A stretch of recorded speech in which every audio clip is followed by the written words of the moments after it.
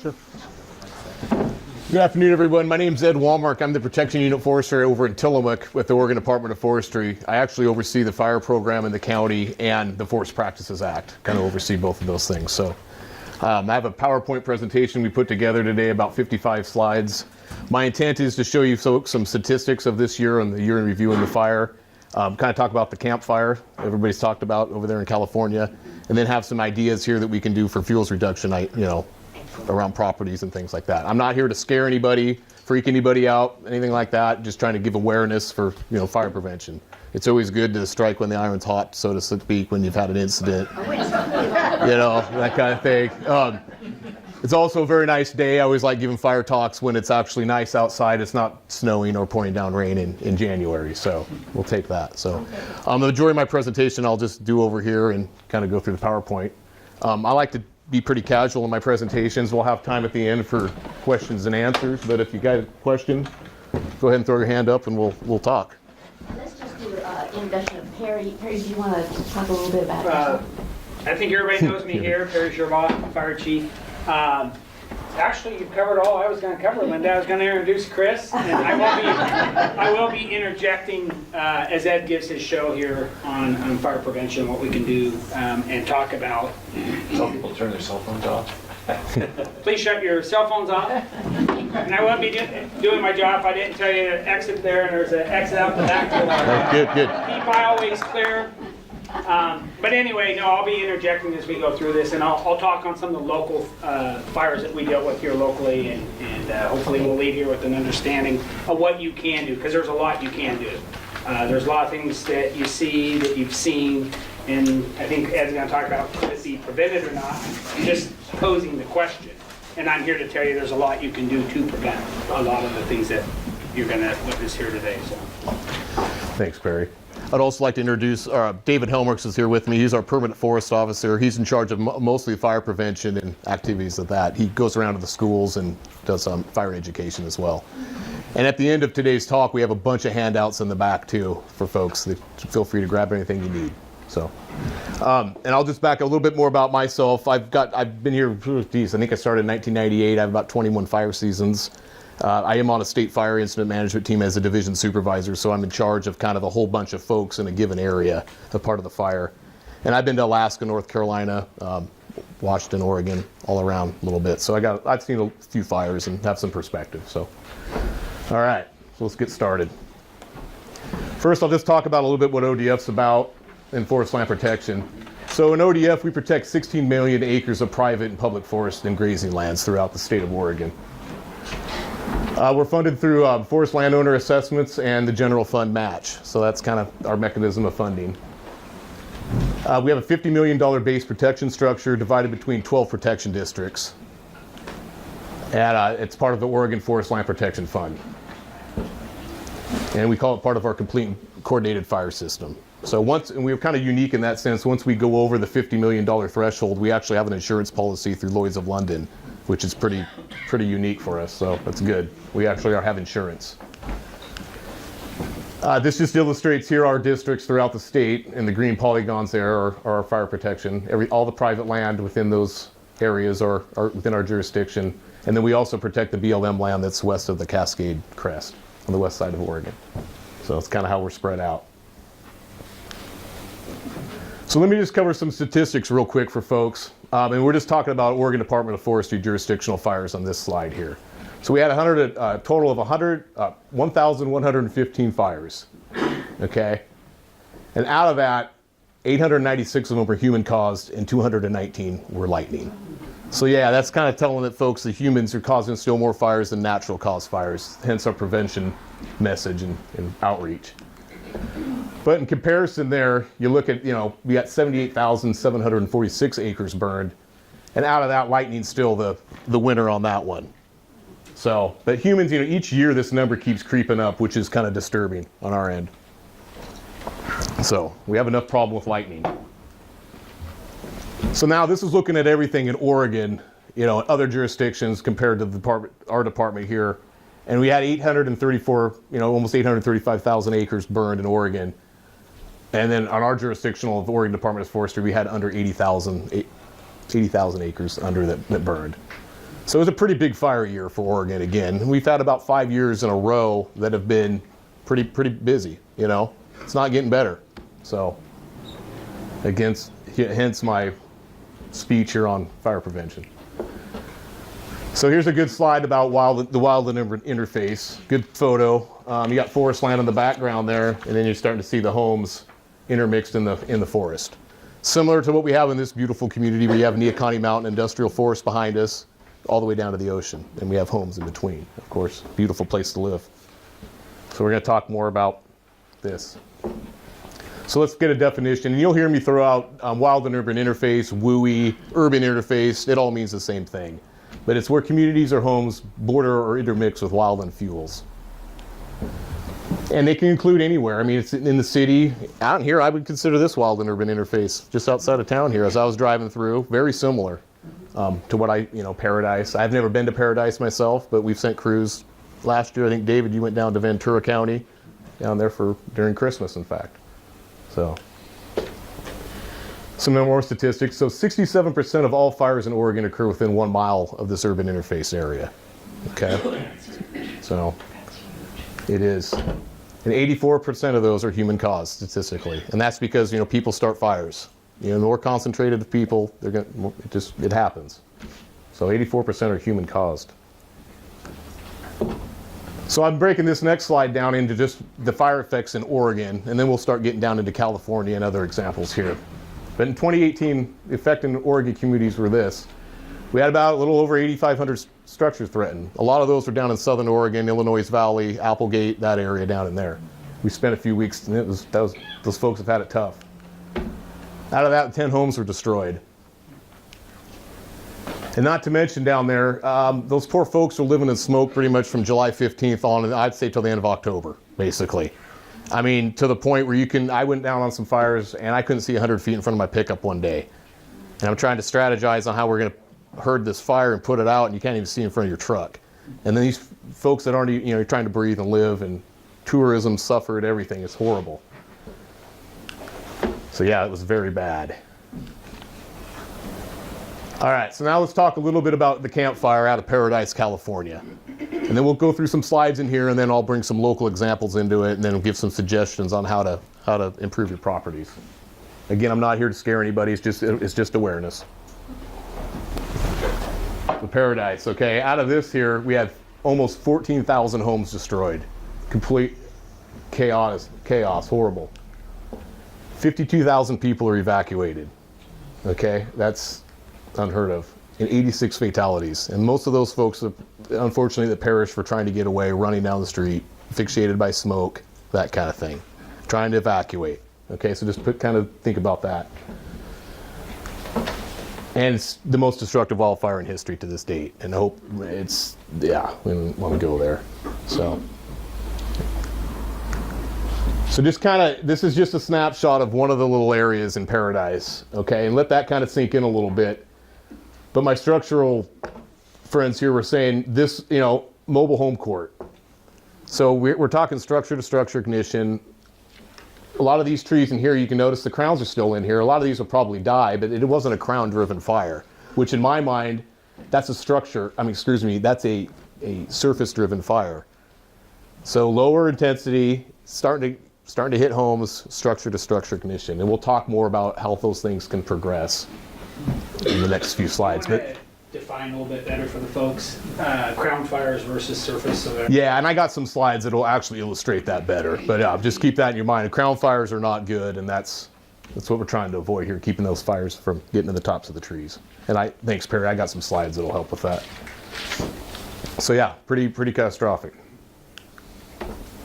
So what can we learn from this kind of thing? So get back on my script.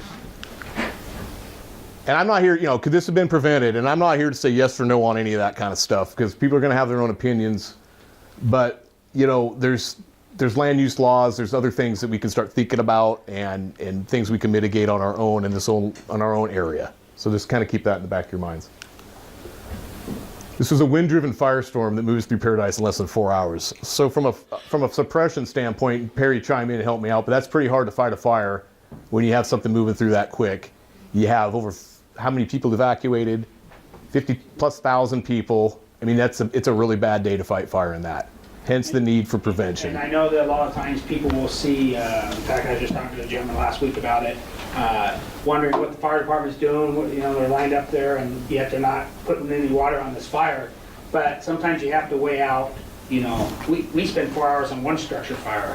When you have a fire that moves 4 hours through a community, and depending on water supply, what the water supply was there a water supply at that time, that all affects what the capabilities of the structural fire departments and what they can do in cases like this. Mm-hmm. And these are becoming a much more common event. I mean, I'd be doing this for almost 20 years now. I mean, it's almost nice I hate to say it's nice to go to a fire, it's not. But it's nice when you don't have homes involved, is what I'm saying. It makes it a lot less complicated. Yeah, go ahead. I went to the Oregon Emergency Management Association conference, and they had a guy there presenting a report from there, and he said the temperatures went between 2,200 and 2,700 degrees. They were vaporizing the metal components of the water system so that all the water piping had to be replaced because the meters and the valves and everything were vaporized with the temperatures that were that high. So firestorm, yes. Yeah, okay. Wow. Yeah, not a good deal. Again, like I mentioned before, that was in our last slide, that was the big problem. It's producing structure-to-structure ignitions, okay? It's kind of like the old fire back in Chicago when Mrs. O'Leary's cow kicked the lantern over, that kind of thing. So it's not much different than that. It's a big problem. 20,000 acres and 6,700 structures on day one. Again, that's a really bad day for firefighting. I mean, you're not fighting fire at that point. You're getting everybody out and taking care of life safety first. So geez, keep shaking my head. All right, so I want to tie this back. Can this happen in Oregon? And history has said, yes, this has happened in Oregon before, based on some of these fires. And unfortunately, we're already in year 2019, and we could add to the list. But and I'll talk about this in the next slide, but 1936 in Bandon, that was caused, it burned all the way down to the docks. They had a lot of, I think that Gorse plant, very flammable, started that, and then this moved into town. Aubrey Hall was one of the first fires that got Oregon's attention. That's when the end of the 7th Mountain burned down back in Bandon in the early 90s. That was kind of Oregon's first wake-up call to big modern-day urban interface fires. So the example here is 2010. This was out of Ashland, 11 homes in 45 minutes. And you notice Interstate 5 along there, which has its own challenges with it. As I said, people start, more people, more fires. Ashland, yeah. So, wait, anything wrong with that? Okay, I'm like, thanks, thank you. This will be an easy talk then. Hey, Ed. Yeah. When he showed me this slide, I'm like, that's half a manzanita. I hate this. I mean, again, I'm not here to freak everybody out, but those are things we can do in the off season this time of year. It's nice. Yeah, we've had such a great, I wouldn't even call it a winter, but a good time to start working on this stuff. But yeah, that's a problem. We'll keep talking about this stuff. So easy answer, but can homeowners that live in this interface make all the difference in the world? And here this is textbook, and here you got a nice tile roof, good landscaping, thin trees, it's looking pretty good. So the answer is yeah. I already gave it away. We all know that. Okay. Let me see where I'm doing here. All right. So yeah, you all make a difference. And we're asking for your help, and everybody's in this together, community, all that good stuff. So here's some things we can do. Reducing the risk with pre-fire activities, just like I was talking about. Great time of the year to do it. Paying attention to little things, understanding fire behavior, local conditions, the wind. Linda mentioned, we had windstorms in 2007. We've had a lot of fuel loading. I think we had a tornado last year around here. Wasn't that 2 years ago? Okay, thanks. But yeah, that was just not too far away. So, It was here. yeah, it was like just right there, like here. Yeah. This here. Yeah, that's right. We actually sheltered in place in Tillamook when I saw this cell coming through. So yeah, that was something else. Anyways, no guarantees, but you can improve your home's survival. Okay. And now let's review a local example. So I wanted to bring, this is all California stuff, things to be considered about, but I wanted to kind of bring a little local flavor into it. And the best example we had was the 2014 fires. Right. So I kind of brought some slides into that and kind of talking about a local example there. Okay. And like I said, people start fires. I mean, we have a beautiful beach. We've got a lot of activity down there. Probably one of the nicest beaches in the state. You know, draws a lot of folks. 4th of July is a pretty good time around here. Fireworks, fires, bonfires, all that stuff. So yeah, I'll talk about this local example. Perry will probably chime in, have some stories and some insight as well too. So we'll go back in time, 2014. So I just want to bring this up that yeah, they can happen anywhere. You know, living around here a long time, this opened my eyes a little bit. You look at that photo and it looks pretty green in there, right? But what happened? I mean, you're seeing here, it looks like a fire ripped up the hill, and you got some really nice homes in there, and we'll dive more into that. But just wanted, you know, they can happen anywhere, even around here in Oregon, in Tillamook County. Again, you know, high public use areas bring their own inherited problems with them. Like I said before, I keep saying that people start fires. Large concentrations of people can also, you know, amplify that effect. I was just going to say, this photo in the last slide, a contributing factor to this fire was that there had been an infestation of the tussock moth, I believe it was, into the trees in front, which a lot of them were dead to begin with. And that fire climbed that bank in from my witness account, in about a minute's time from the time it got going until when it was into the trees and on up to the... Could you point out where the fire was? It's hard to see on the slide. Oh yeah, I got better pictures. We'll get, yeah, these are just, yeah, not the best. We'll get there. Okay. Yeah, this is, so, you want me to show the next one? Yeah, Okay, yeah. This there you is go, Perry. off of Reed Road. I think everybody knows that. That's from the community here. There's a lot of logs and stuff at the base of that hillside.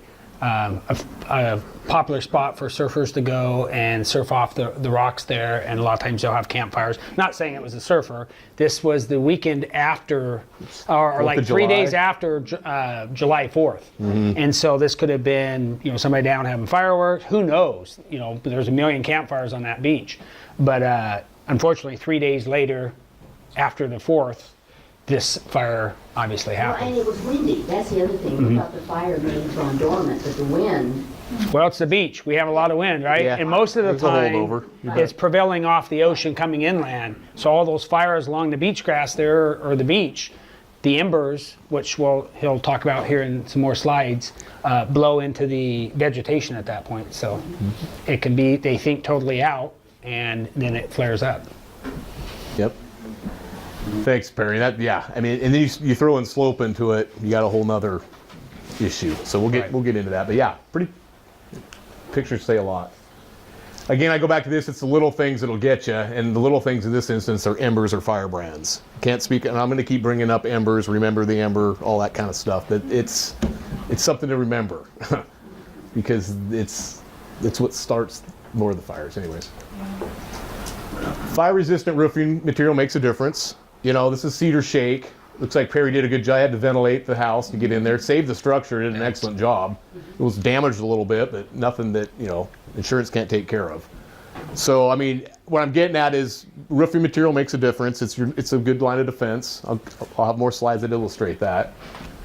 But embers hit the roof, start a fire, you know, that kind of thing. And that, Go ahead. No. I may just add too, Yeah. we've had, everybody know the old library house in the Economy? We've had chimney fires where embers come out and got into the shakes and had a roof fire on that structure there. So it's not just from beach fires. Think about maintenance around your wood stoves or fireplaces as well, and spark arresters and stuff. There's a reason for those. You bet. So, again, this makes it more difficult when you start throwing homes into the mix, into the forest. Is there a hand up, sir? Just to give you an idea how hot that was on that one, because I was there. There were these white plastic lawn chairs, the molded ones. You see them? There was one on the back deck there that melted in place, and it wasn't even blackened. Yeah. It was not. It was the radiant heat that was coming up that hill and onto those buildings, and that chair melted right down in place. Excellent segue, because I think I have a picture of that I'm going to show here in a second. You guys making this easy for me. It's not the slide. It's coming. I promise. It'll be next. But fire-resistant siding helps too. You know, I know there's different hardy plank, different kind of materials out there. And again, I'm not saying to go out after today's speech and go out there and start redoing your home, but when it's time for a new roof, maybe consider composite or something else. In 2004, we had a grass fire down off Glen Estlin Street, between Glen Estlin and Horizon, and talking about siding. The only house that caught fire from that fire was 3 houses in from the beach, up the road, and it had shake roof and wood shingles on the siding. The house that was right next to the beach grass that was on fire had wooden lap siding.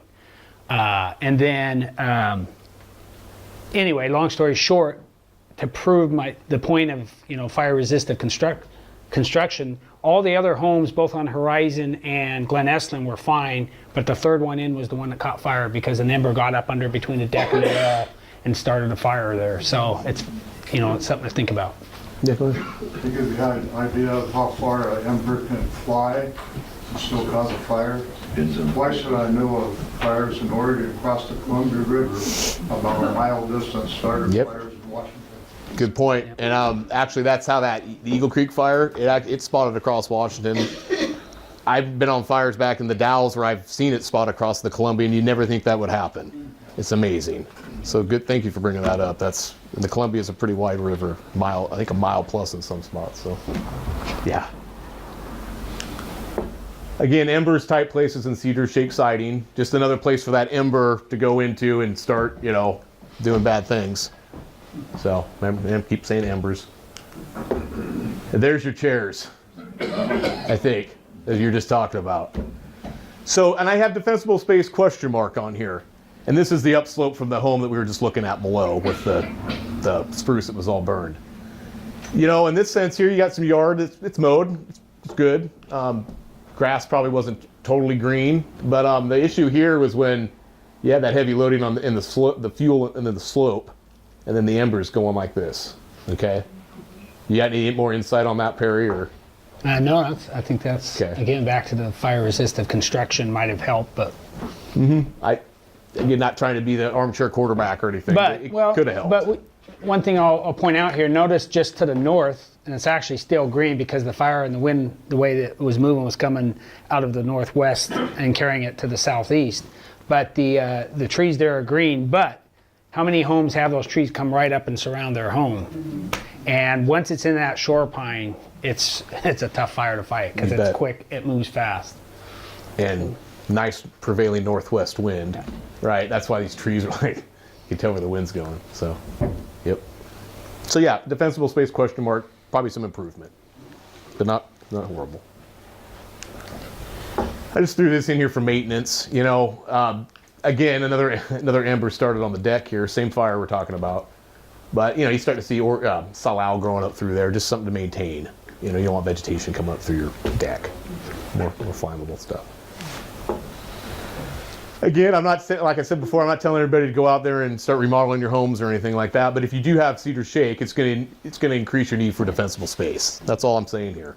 This Yeah. garage was not on the ocean front. It was back behind the houses, and it was down quite a ways. This is where some of those embers, and talk about spot fires, landed. And you can see in this roof, I think there were 4 or 5 burn holes through that garage roof. Yeah, Today, that's a composition roof. So he's done his due diligence when he replaced it. He didn't replace it again with the shake shingles. That's excellent. That's good. And had that been that way to begin with, that probably never would have caught the way that was landing on the roof there. So, again, what we got here? Okay, fire brands. Again, I just thought that illustration. Embers, same thing. Could be a bonfire doing that. It could, anything. Just thought I'd bring it back up again. And then along this line, and this is the last slide of our local example, but I just wanted to bring this up because spotting distance and receptive fuel beds. And there's nothing wrong with bark dust, don't get me wrong. It just starts fire because it's dry. We've had a fire every year at the Burger King parking lot in Tillamook from somebody starting it in the middle of August with a cigarette. David, how many times have you been down there with Tillamook fire on the run? Multiple. Yeah. So they do start fires. But anyways, the moral of this story is, Perry helped me out, but this is over like a quarter of a mile. The fire was up here and it spotted all the way into that little... Fortunately, we Bark had dust. fire apparatus down that far, and they saw it smoldering right away and just put it out. But it's just something to think about. Is there an alternative that's better that isn't? Well, lava rock. I mean, there's things you could, things like that. I mean, I like bark dust. Don't get me wrong. It's just, I'm not. We were just showing the effects, how far it could jump. Yeah. This one. Yeah. No, bark dust. It's okay. I just around the, I wouldn't put it maybe right next. I to would your prefer house. bark dust than vegetation all the way up to your house. But no, it also, fire can travel through it. It can sit and smolder for a while, and it can still I just thought it was more impressive how this thing it's spotted so far. Yeah. What happens if you're taking care of your property, but you've got a vacant lot next to it that never gets taken care of? I mean, what do you do? So interesting question, but everybody thinks the fire department could go make people cut their grass and cut trees down or clean trees off of lots, and we can't. Should we go in at night and do it ourselves? Yeah. I like it. William, still on. It's a tough thing. I have a couple times sent letters to property owners just advising them that they have a heavy fuel load on their lot, and if a fire were to spread and it's contributed by that, there could be liability. But that's about as far as we can go with that. Yeah, it's pretty. Yeah. I was going to say, one of the things I did, I had a lot right next to our house that was the same situation. And it took me about 5 years to track down the owners, but I did, and just talked to them, and they allowed me just to go in there. And I'm just slowly getting through all the brush and putting lawn in. It makes it look nicer too. Yeah, go ahead.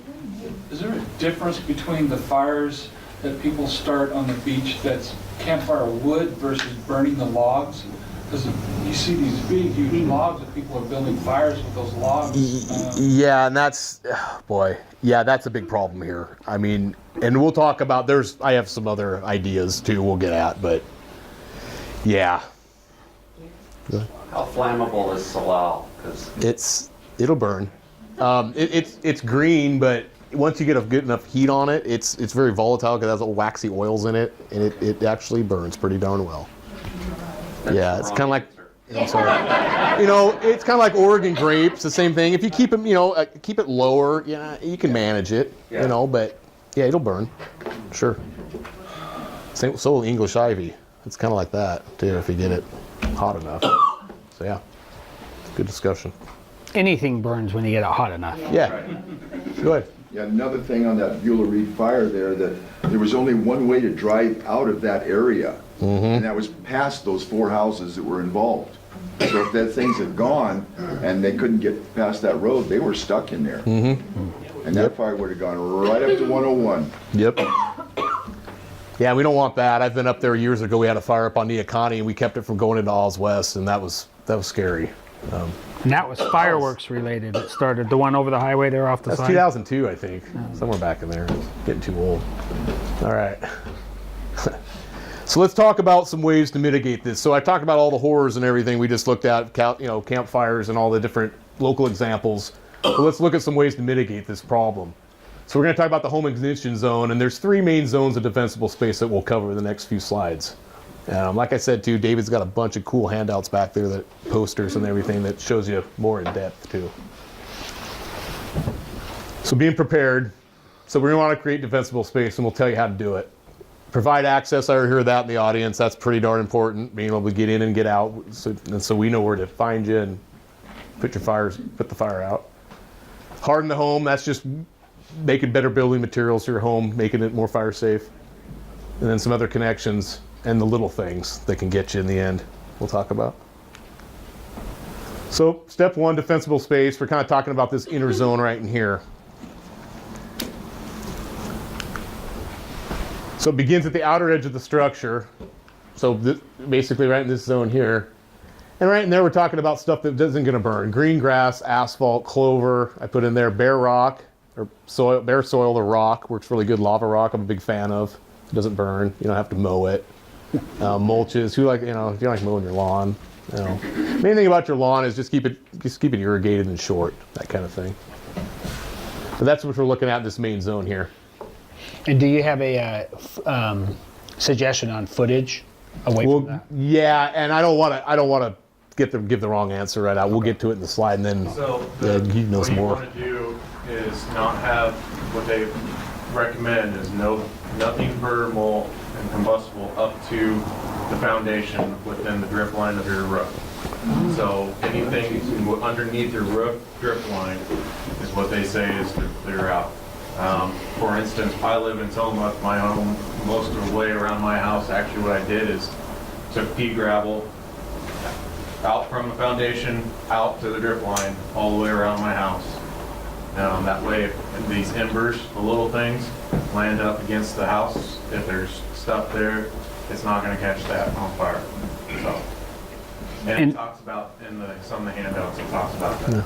And just taking the wildland fire situation out of it for a moment, when we have to fight a structure fire, it also is something to be thinking about. Can we even ladder your roof because of the vegetation that's around your house, or fences that are too close that we can't get the angle of the ladder to get up there to ventilate, or get into a window or something like that. So there's a lot of considerations, not only for a wildland interface, but also everyday safety. So. Good. Okay. And if we're missing something, chime in. So again, these things we've kind of covered already. Cut your grass to less than 4 inches. Maintain shrubs and trees. Remove dead plants. Remove ladder fuels, and I'll talk about what ladder fuels are here pretty soon. And thin when necessary, the heavy fuel loading. So ladder fuel is kind of like what it says, a ladder. So you got a ground, this is just illustrating here, you got a ground fire, move it up into the surface. And then ladders, your limbs, and they're getting up into the crown of the tree, which is what we're trying to avoid. It's really hard to fight. It's much easier to fight a fire when it's on the ground versus up in the crowns and when they're hopping to tree. So again, this is where we're trying, when we're talking about pruning ladder fuels, it's removing these fuels off the tree here, so you're keeping the fire on the ground. Okay. So this just illustrates non-thin, thinned, and some guidelines. And I'll just go through here. But the moral of the story here is the greater the slope, the more work you're going to have to do, or cut more trees. So when you get up to about a 41% higher slope, we're talking 30 feet spacing between crowns, that kind of thing. 0 to 20, we're talking 10 feet. So it's just a guideline, but again, too, and I'll throw this out here at the end. We'll have some contact information. But if folks around here have any, property questions or stuff, our offices, we come out and do home assessments for free, and we'll give you some ideas, that kind of stuff too. So and these slides will be on the EDC website along with contact information for Ed. So if you need to get it, we'll have it there for you. Hey, can you do me a favor? Can you shut that blind right there? That car, it's shut. Thank you. Perfect. Hey, awesome. Again, it's a good thing if you have the sun in your face in January, it's fine. So I'm not complaining. Although we do need to get wetter here in a little bit. We need some more snow and rain. So 3 yards of defensible space, removal, eliminate dead vegetation. And we actually have some a program we'll plug here at the end where we have an opportunity when you want to do some work around your house, you can take the debris down to the transfer station for free and it'll get chipped up. So you don't have to burn it. That's good. We'll plug that here at the end too. Reduction, so pruning dead branches from shrubs, limbing up low-hanging tree branches, and mowing dry grass. And replacement, so replacing what you're taking out, utilizing fire-resistant plants. And we have some guides in the back too, and some web resources that'll show you. You can go to any landscaping place; they'll help you out too. But succulents are really good in areas, things like that, things that won't burn. Okay, next we got step 2, access. This is important to Perry and myself as well because we need to find you. And then if you need to evacuate, you need to get out safely in a timely manner. So we'll talk about access. Pretty basic stuff here, but long driveways, 150 feet. You're going to want these, 12 feet horizontal clearance, 13.5 vertical, 10-foot clearance from the center line.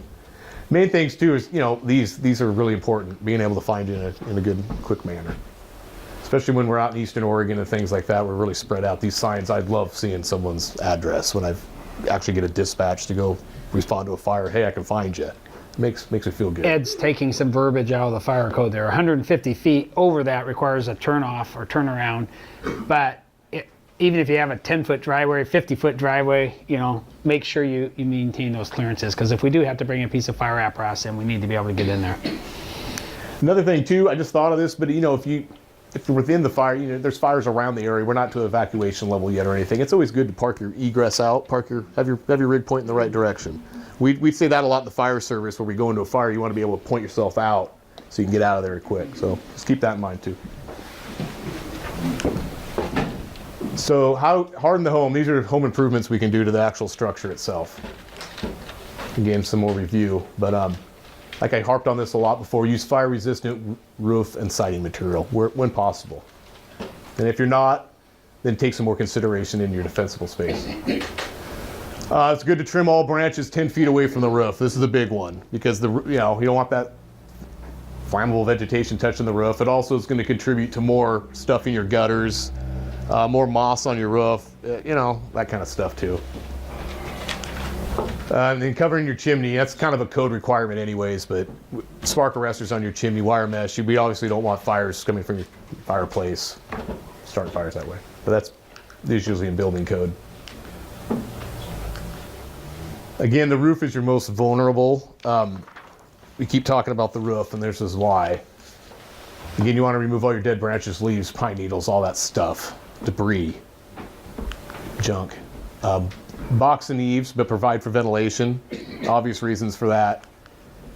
And you want to screen your roof and attic vents because, again, I keep saying remember that ember because the ember goes into your attic, your crawl space. Yeah, now you have a structure fire inside your attic. And Perry, that's probably, I'm not a structural person, but that's not where you want your fire, right? In your attic. One of them. I know enough about, okay, I guess. So yeah, you just don't want that. It's the ember that will get you. Other connections. So other things like your deck, we'll talk about firewood, stuff that's close to your house. Look at that, the deck. Yeah. So again, this is cool. I mean, that's really nice and organized, and everybody likes to put stuff under your deck because it keeps it dry, and especially around here. But just think, again, you got this ember dancing around here, and it gets into there, and now you got a nice dry cordwood, and what's going to happen? Okay. So here's what we do to mitigate that. So keep that stuff clean, move it out. A lot of times when we're on project fires or we're actually responding to initial attack fires, when we're triaging homes, that's the first thing we have to do is pull all that stuff out. What I'm getting at is we got better time. We can be doing better things to your home if we don't have to do that first. We can set up sprinklers. We can do things like that. We're not messing around with moving the firewood. So there you go. We move firewood, all that kind of stuff. And don't forget again, about the outdoor furnishings, Adirondack chairs, anything. It's more stuff. It's flammable. Stuff that will burn. Again, other considerations, you got nice fences and carports. Carports are difficult because you don't have a garage door on them that you can shut, where you'd want to keep that ember from out. Yeah, go ahead. If we're building or replacing a deck, can you comment about deck materials? Yeah, my comment on that would be, it's more expensive, but that composite, yeah. Thank you. It's got a little bit of wood material in it, but it's less flammable. That would be that's your best bet. So non-wood. Also another thing too is Firewise says if you want a wood deck, that's great. You can have wood decks, but I recommend that the first one or two boards right up against the house are that composite Trex decking. Yeah. Because anywhere, any corner, nook and cranny is where that ember is going to land. That's where any leaves, needles, or anything else is going to sit. So embers getting into that leaves or needles, that's where it's going to start. So it gives you that barrier a little bit from between your deck and your house of something that's not going to let you burn. And it just goes the same with fences and carports. Fences, they recommend having that, if you're right up against the house, the fence, the first section or so, some type of composite or non-flammable material, and then you can continue your wood fence after that. So. That's a much better answer. That's what he's good at. He's a good prevention person. Yeah, it's just what we just talked about. So yeah. The little things. Again, we'll kind of wrap it up with the last thing here, considerations. That you probably know where it's going. So again, you got firewood, you know, we don't want that. Little things that'll get you. So move firewood piles at least 20 feet from any structure. Even better, put firewood and lumber in a closed shed. And that's just, again, to keep the embers from getting in there and starting it. I keep saying ember. There's a theme. So, again, that'll take us some time to move. If folks do that ahead of time, we can do other better things. And then again, patio and deck furniture. Or stuff that'll burn. Again, now this is going to be, I wrote down in my notes here that this community is pretty well versed in this kind of stuff, so I'm just going to really brief. I mean, this is talking about go bags, evacuation plans, Great. that kind of stuff. And I know you guys have a pretty strong CERT program here, and you're setting pretty good in this community. Hey, Ed, can I stop you for a sec? Yeah, please do. I don't want to set any false precedents here or anything like that. What Ed's talking about when they're moving stuff from preparing a house, they're talking about one house maybe out that's surrounded by trees where there's a fire. We're not going to go move anything if we got a fire moving through town. There's no time for that. So don't get the expectation, oh, the fire department will do this for you, because we won't. That's not. No, that's a good point. Good clarifying point. We're going to write your house off and move on to the next. Really, if we've got a fire moving through And to town. back up, I mean, this is like Eastern Oregon where there's only, it's very, I mean, there's a few homes out there, but we do have to do triage where you're just speaking at, like Yeah, when we get into the housing scarcely populated developments, areas. where we do have to do that. We're not taking care of we're Right. bouncing from home to home. Right. Yes. Good clarifying point. We've got a time frame of normally, and we're looking at way ahead normally on these two, on structured triage. And we're trying to plan ahead, seeing, okay, what can we do? We've got a list, and we're gonna go through and check it, and we're gonna walk around, and your deck has a bunch of stuff underneath it, and then we've got less than 4 hours. I'm sorry, but that's gonna be one of the major checkoffs. We're gonna, nope, and we're gonna move on to the next house. So it's more or less what you guys can do ahead of time helps us in our jobs in trying to prevent and save your house. So that's what this is all about, is trying to help give you guys the information, what you guys can do to prepare yourself in your homes, to make yourself and your homes survive a wildfire like what happened down in Paradise. Yeah. So how do propane tanks come into play with the majority of the houses we have around? Sure. And I'm not an expert on propane, but what I've seen in my fire experience, usually just from in fires, is, and I'm going to lean on you two guys on how, because what happens with propane is it vents and it shoots a big. I'm going to stop speaking. Go ahead. Well, a couple things. The smaller tanks will become a blowtorch and accelerate the fire spread. Too much flame impingement on the tank, the larger tanks, you could have what's called a blevy, and now you're going to level a couple houses around yours as well as yours. So it's just, you know, it's a hazard that we live with. We choose to live with every day. It's a convenience of having gas fireplaces or gas fire cook stoves. But if you guys want to. They do, and Firewise, they do have a recommendation on clearance around them and clearance away from structures. I can't remember what the specs are, but I think it's about 20 feet away from the structure. So if you can't get Which, feet away, yeah. the big thing is, and some of them, I understand, some of them are right up against the homes, but the big thing is making sure that they're cleared around. Don't put a fence around them. Yeah, don't put a We fence need to be around. able to hit them with water if we need to. Don't put a arborvitae right next to it. Make sure you're clearing right away from it to keep that area around it. It's just like I said on the drip line, rock or something combustible underneath your drip line of the roof. It's going to be similar to right around your propane tank. Yeah. Yeah. All right. So again, you know, this is pretty much a review for you folks, you know, being in this area with tsunamis and being so close to the ocean. So again, putting additional cars in the garage with windows up, valuable papers, you know, that kind of thing when you're getting ready to go. And again, I'll back up. We've heard that if you heard ready, set, go before, that's like level 1, 2, 3 evacuation. So you'll hear that sometimes in the news. So just, it's easy way to remember. Ready is a level 1, means just be ready, awareness. 2 is you should probably get stuff going. Have your car probably set, parked in the right direction, stuff in the car ready to go. And 3 is go, I mean evacuate. So that's easy to remember that. Ready, set, go, 1, 2, 3. Close the garage door, but leave unlocked. Obviously, if you lose your power, you want to be able to open your garage door. Again, we don't want embers getting into the garage, right? And again, that patio furniture is going to get you again, so move it, bring it in the house or garage. This is big. Turn on sprinklers. If you're going to do one thing before you leave, and you still got water pressure and everything, set up some sprinklers. Put them on the roof, put them around, whatever you have. It's going to do something. And if you have, especially if you have a wood shake roof, that's the defense you can do.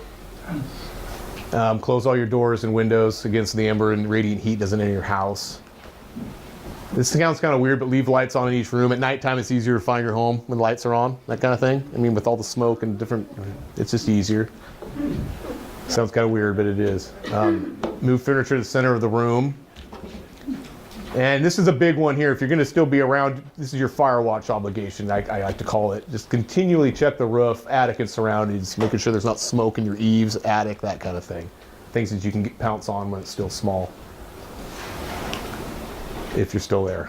So, I've said a lot today, but I mean, here's some web resources. You could just Google Firewise. I'm going to show you some more web resources you can go to.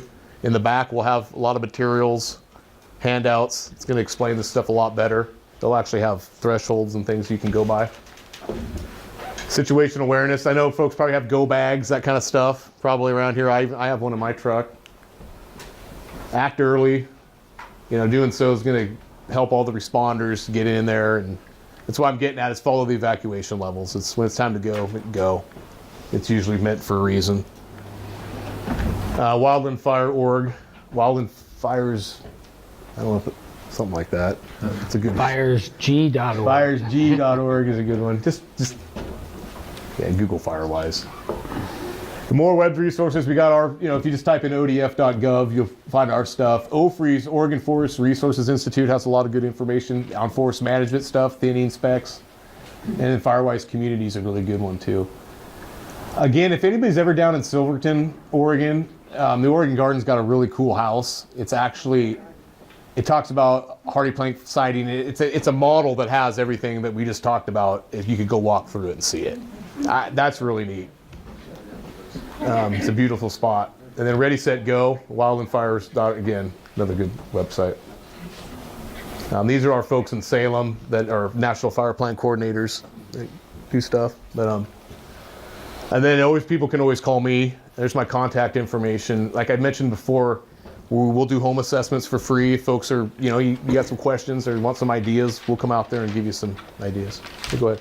On the Ready, Set, Go, if, say, a fire were coming through the forest from the north, if you're living on the north side of the city, wouldn't it be better for you to leave rather on the set rather than wait till the... Yeah, and that's going to play into and we look at, and again, thank goodness we haven't had to, I'm going to keep knocking on wood or something, we haven't had to deal with that here. But, that's going to influence our decisions on access, and if those things are more difficult, we'll up the level. Rather than everybody flooding the 101 together on Go. Might have a phased-in approach. I don't know. Yeah, and I've looked at And I was going to say too, don't wait. If you could be in a situation like the 2014 fire. If one of those homeowners would have been home, hopefully they're not waiting for us to come tell them. We got to wait for the 911 call. We got to wait for volunteers to get to the station and respond. Use common sense too. I just meant if it was a progressive fire, forest fire that had been in, I would think that if you're on the side of the city closer to it, you want to get out of there before. So. Yeah. Yeah, go ahead. Ready, Set, Go, does that warning sent out by reverse 911, is that how we get notified? Or what's the best way to get... Sure, again, we're lucky and fortunate enough in this area we haven't had to do that, but I know in Eastern Oregon, folks, that's my examples I keep pulling from because that's where the activity's been. But normally they have like a NIXL system, reverse 911 notification, similar to what we have here. NIXLs are really good. Because that runs through emergency management through Lieutenant McGraw, and if we had an incident, I'm sure he would run it through that with the appropriate messages. So Nixle is it exactly comes from Gordon, and you have access to it, and we will have a link on our website on Reverse 911 and access to Nixle. We'll also, thanks to Gary McDaniels, who's videoing this, we'll have this slideshow on our website as well, so that information will be accessible. But I strongly recommend Nixle. You're absolutely right. It's a really good resource. That's good. Yeah. Yeah. Go ahead. You first. Reverse 911 work on landlines. Yes. Yes. The issue with Reverse 911, it does not work on cell phones unless you register your cell phone. So they have all landlines, which are fewer and fewer today, that they'll get to immediately. But you really want to go and register your cell phone, because that's where that then gives you the cell phone access as well. What's the actual trigger for the reverse 911? And what whoever reverses that, what has to happen to make them then press the button? So if we have a situation, we'll use like a hazardous material spill, and we've got an evacuating area. We contact Gordon down at Emergency Management or the on-call person, and then they'll send out, and we'll tell them the area we want evacuated, and then basically they go through computer maps and draw an area, and then it's automatically sent out. And that can be. It starts with your contact to them. It usually starts with the person on the ground if they need a large area evacuated quickly. Yes. You talked about different zones around the house, but you only went into detail around the actual house. I live in the woods. Okay. Do you have any information on the other zones as they go out? Yeah. Yeah, and those David's nodding his head. In the back, there's a couple different ones. A bigger one actually folds out into almost a poster size, and it goes over those 3 zones, and it kind of also breaks down the checklist on what's first priority, second priority, third priority, and things to kind of view and go through. And you say, I can call you guys and you'll come out? We can, and then actually, you can call Ed's number's up there, but it most likely, no offense Ed, but it would probably be me coming out and doing it. It would. I'd come out, I would too. I'm going to delegate it down, which it will come to me, but I've gone through a lot of the classes. I like to get out of the office. Fire-wise and everything, and doing these assessments. So I kind of, ideas of what? yeah, I would come and basically walk around with you and basically give you, okay, this is what I recommend, this is what we suggest, type of thing. And everything what Ed's kind of covered today and we've talked about, we understand everybody's on a budget. We don't want you to go out and say, you have to do this now.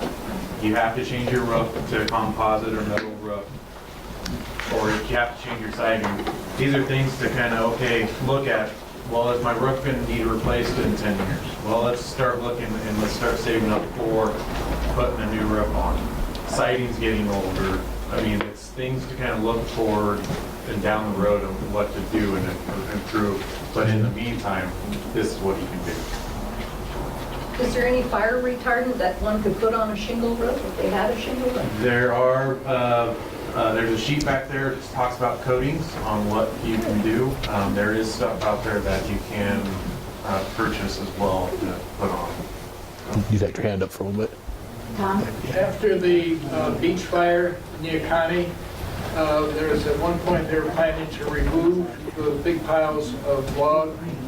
Yeah. What's the status on that? Yeah, let's talk offline on that. I was hoping someone would bring that up. Yeah. Yeah.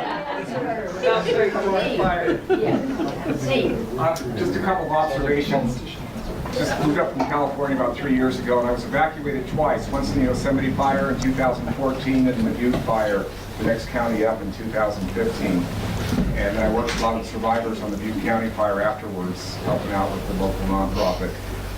The one thing is, if there's a doubt on whether to evacuate, don't even hesitate, get out. That was one people in Paradise. By the time the reverse 911 came through, because I just had friends that were burnt out in Paradise, they had their trailer hitched up and they were pulling out the driveway by the time the reverse 911, it took them 4 hours to get down the hill.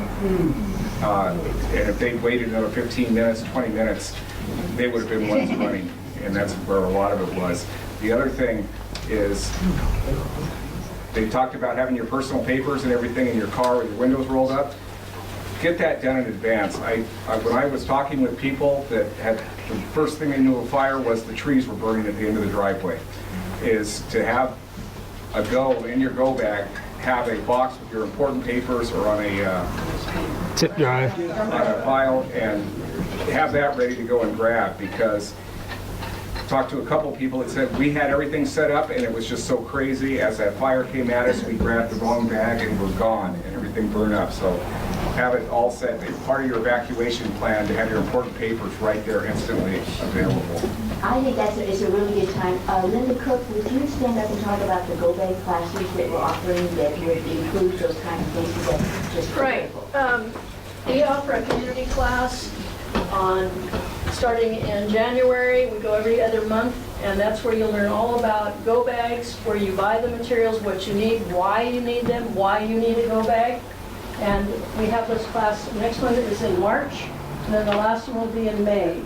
And you can go online at evcnb.org and sign up for the classes online.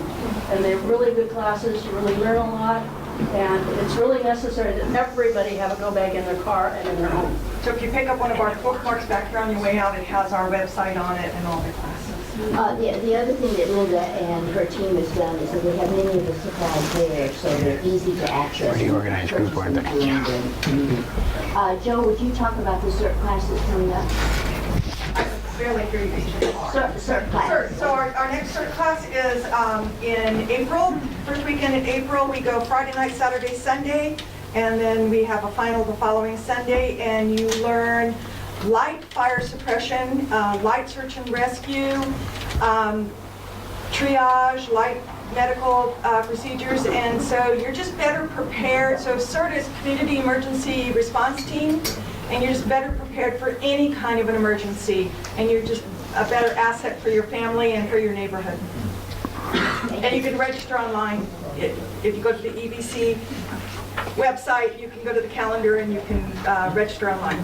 Does it matter how physically fit you are? Everybody can participate. So you will, when you take the class, so far no one's not been able to do everything in the class, but we always encourage people to, whatever level you're at, you will certainly be more of an asset to everyone, including yourself, with more training. And there's always a role during an emergency. Always a role for everyone. Yep. You mentioned if we wanted to trim around our house and clear materials out, we could take, because you have, the state forestry has a program to take that to the transfer station. You bet. Does that include the Manzanita transfer station effective now? Yes. And so that's going to be effective, I know, and I think that's separate from whatever else is going on, but May 1st is when we're starting our vouchers. May 1st, we're going to Oh, start. May 1st? Yeah. Not now. Right now. May 1st, we're starting the yard debris voucher program back up again for the spring and summer. And then possibly, it's not confirmed yet, but it may run longer than that. I have to tell you, that is one of the greatest programs around. It's both for fire safety, but to give people a way to take that degree. We really appreciate it. And the big thing too with that is if you're doing the work, you can get one of the vouchers. We'll have them located spread out through the county. I know the fire department, we had some there. And last year, the Cardam had them at the transfer station. But the big thing is if you have a commercial person come in, the commercial company can't use them. That's correct. Because they're already going to charge you a fee to dispose of them. So it's more or less, if you're doing the work, you can use the voucher, but not a commercial company. One thing I noticed on the Paradise Fire is that people were not willing to break the rules. I've seen pictures of freeways with cars jammed up going one way and the other freeway going the other direction, absolutely empty. You can drive backwards on an evacuation. I mean, on the wrong side of the road on an evacuation. So Sure. just think freely. Yeah, use the beach if you have to, if it's low tide. I mean, you know, hey, be creative. You only go so far, but yeah. Yeah, your life's important to every, yes. We have a question up front here. Yeah. Back to preventing human error with fires and the tourists that are here in the summer, you know, and I see campfires closer than 60 feet to the grass. Right. What do I do as a citizen about that? I mean, is somebody looking, or do I? So, you know, unfortunately, we've kind of got a, we're trying to sort some things out because obviously we have a different influx of people every weekend. And it's really, public education is really difficult. And so word of mouth is always good, being a good neighbor, letting folks know. Not everybody's receptive to being let know. So be careful. I've had that experience. The fire's already started, and I'm trying to be gracious about it. Yes. I'm at a crossroads. Right. So Oregon parks, it really is their jurisdiction. Okay. And I don't want to play jurisdictional things. We don't want fire to come into our town, but it's their beach. And you can always call the park and explain that you've got where the fire is at or whatever. We usually refer, if we get phone calls and there's no threat, you know, at that time of it spreading, there's a family sitting around it, we refer it to the parks. Okay. So that would be the second thing I would do if you had a situation. Well, I've seen a log fire, which I don't see many of them, but I don't get tight about that because I figure, okay, everybody's got to see this log on fire on the beach. Yeah, and we get calls every year, multiple times a year, because log fires, you know, they're not supposed to build fires in driftwood accumulations or logs, or because they'll burn for weeks and weeks and weeks, and use water to extinguish the fire as well. Don't cover it up with sand, because somebody could come run along barefoot and burn their feet. I'll walk down and make sure they actually put it out the next day. Just and we appreciate that. We really do. Yeah. Okay. So we actually think that's how the 2014 fire got started. Right. Was a leftover fire. Even if it was out, if it's not completely out and that wind kicks up, it could, you know, rekindle and blow those embers, and that's what got in that particular case, and that's how it spread. Thank you.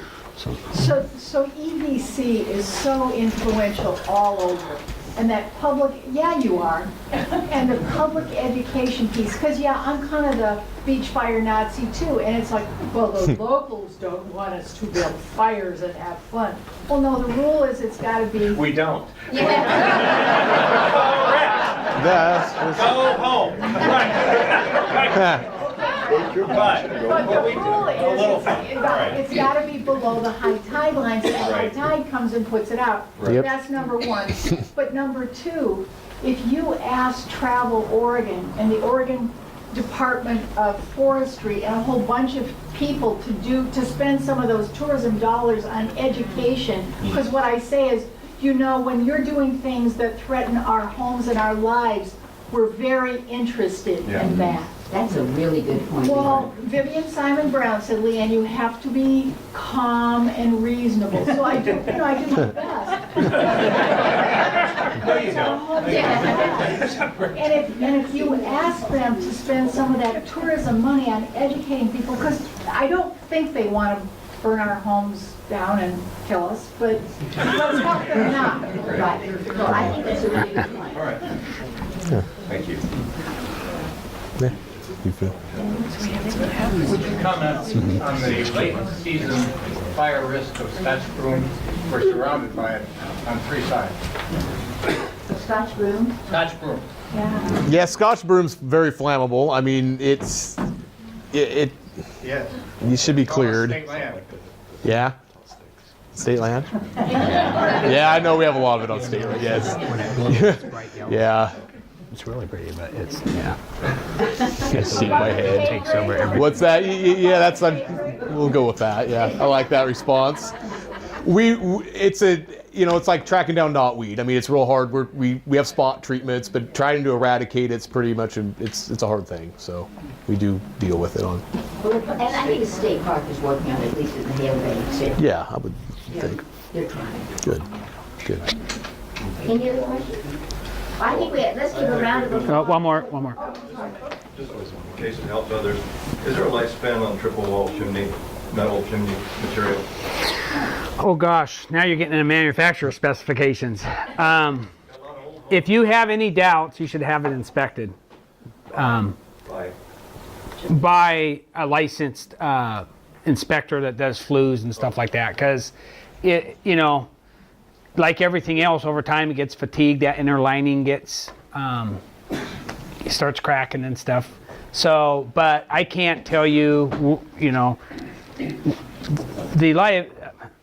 I'm trying to do this politically correct here. You have to go by the manufacturer and specifications on that stuff. If you have any doubts of the condition of your flue or chimneys or anything, have it inspected. Don't wait. Most people think, you know, in the old days, everybody thought you let your flue fires go and burn out the material, and that's how they would clean their chimneys. But yeah, chimney fires lead to structure fires all the time. So don't use that philosophy. Have it cleaned annually and have it inspected if you have doubts. Hearing Rich's comment makes me think, can somebody comment on the capacity of our water storage, Manzanita, Lee County? What assumptions do you make with the amount of water storage? Now we need Dan here. I know Manzanita has a 1 million gallon tank, and I know they have, oh, John's here, he could probably tell us. And the other one's 300,000? They have 2.34 million gallons.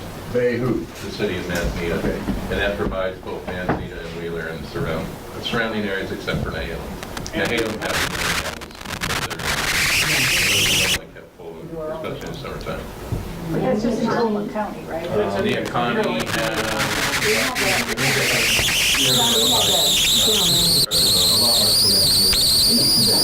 Well, don't we have an agreement with the economy that There's a pipe between. For emergencies. Yeah. Yeah, we have. Oh yeah, Rich is back there.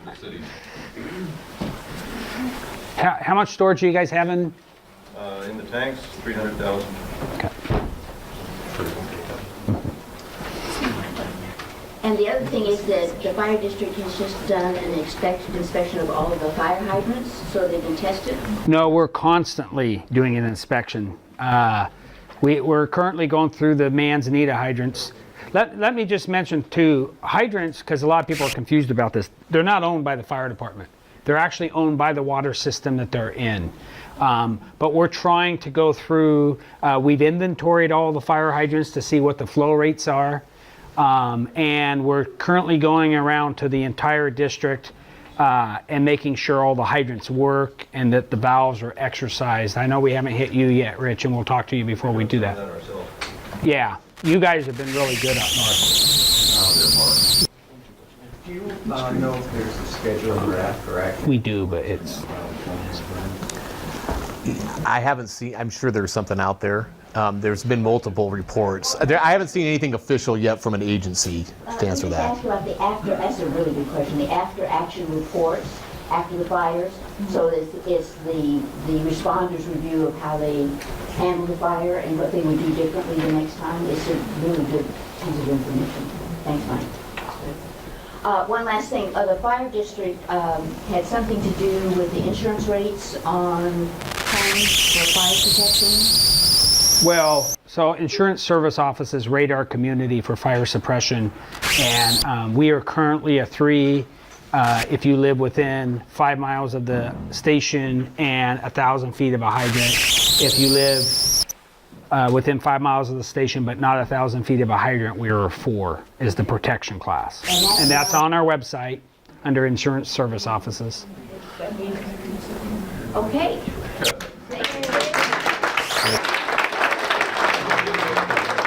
Who? This lady right here?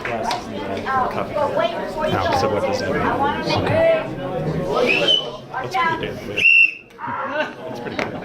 We worked hard to get it there. It's going to be March the 6th.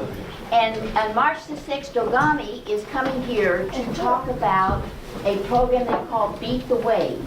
And it's how you get from a location to your wayfinding site and how long it will take you. And they really need local input. So please put that down on your calendar. March the 6th, here, 1 to 3. And what are the 3 things you're going to do when you get home? About fire protection? 911 reverse. 911 reverse. What else? Nixol. What's that? Nixol. Nixol. Excellent. And where are you going to get that information? You're going to see it on the website. And the cards over there. What's the 3rd thing? Go bag. Go bag. All right.